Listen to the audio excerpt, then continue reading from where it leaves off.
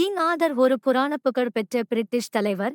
அவரது கதைகள் வரலாறு மற்றும் தொன்மங்களை கலந்து, எக்ஸ்காலிபர் வாளை பாறையிலிருந்து இழுத்து அரியணை ஏறியதே, கேமலாட் அரண்மனையில் வட்ட மேசை குதிரை வீரர்களை உருவாக்கியதே, மேலும் மேர்லின் மந்திரவாதியின் வழிகாட்டுதலில் நீதிக்காக போராடியதை சித்தரிக்கின்றன.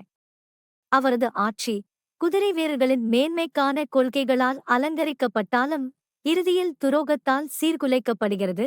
அவரது அரசி குயினிவியர் மற்றும் சர் லான்சலாட் இடையேயான காதல் விவகாரம், அவரது மகன் மோட்ரெடின் கிளர்ச்சி, இவை அனைத்தும் கேம்லான் போரில் அவருக்கு மரணம் நோயை ஏற்படுத்துகின்றன. மேலும் அவர் அவலோனுக்கு அழைத்துச் செல்லப்படுகிறார், ஒரு நாள் திரும்பி வருவதாக உறுதியளித்துக் கொண்டு. மத்திய கால ஏடுகளான லே மோர்ட் ஆர்தர் மற்றும் வேல்ஷ் நாட்டுப்புறக் கதைகளில் வேரூன்றிய இந்த கதை, விதி, மரியாதை மற்றும் யூடோப்பியன் கனவுகளின் பாதுகாப்பற்ற தன்மை போன்ற கருப்பொருள்களை ஆராய்கிறது. இது ஒரு காலமற்ற வீரிய குறியீடாக அவரை நிலைநிறுத்துகிறது.